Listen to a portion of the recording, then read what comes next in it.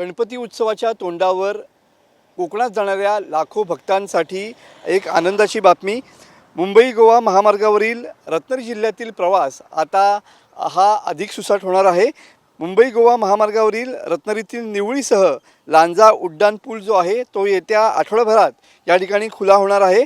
दोन्ही पूल वाहतुकीसाठी खुले करण्यासाठी राष्ट्रीय महामार्ग प्राधिकरणाकडून जोरदार तयारी सुरू आहे आणि या संदर्भातील जी तयारी आहे ती देखील पूर्ण झालेली पाहायला मिळते आहे। या दोन्ही पुलाची कामं जी आहेत ती अंतिम टप्प्यात आलेली पाहायला मिळते आहे।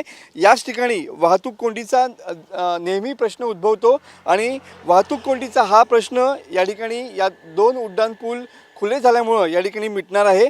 कोकणवासियांचा प्रवास आता अधिक वेगवान होणार आहे। खास करून रत्नागिरी जिल्ह्यातून जाणाऱ्या मुंबई गोवा महामार्गावरचा प्रवास हा अधिक सुसाट होणार आहे।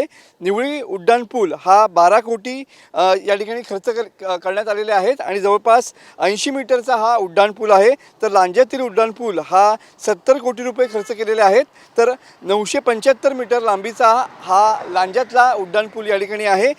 गेल्या 18 वर्षापासून मुंबई गोवा महामार्गाचं चौपदरीकरणाचं काम या ठिकाणी सुरू आहे आणि त्याचमुळे गणेशोत्सवात येणाऱ्या चाकरमान्यांसाठी नेहमीच मुंबई गोवा महामार्गावरचं अडथळ्यांचं विघ्न या ठिकाणी नेहमीच कायम असतं। मात्र यावेळेला रत्नागिरी जिल्ह्यातला कोकणवासियांचा या ठिकाणी प्रवास जो आहे तो या ठिकाणी अधिक सुखकर होताना पाहायला मिळतोय।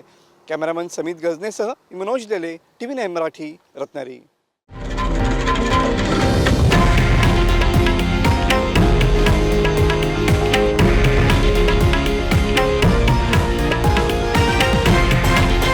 हे आहे देशातील नंबर 1 न्यूज नेटवर्क आणि आपण पाहत आहात TV9 मराठी, एकमेव।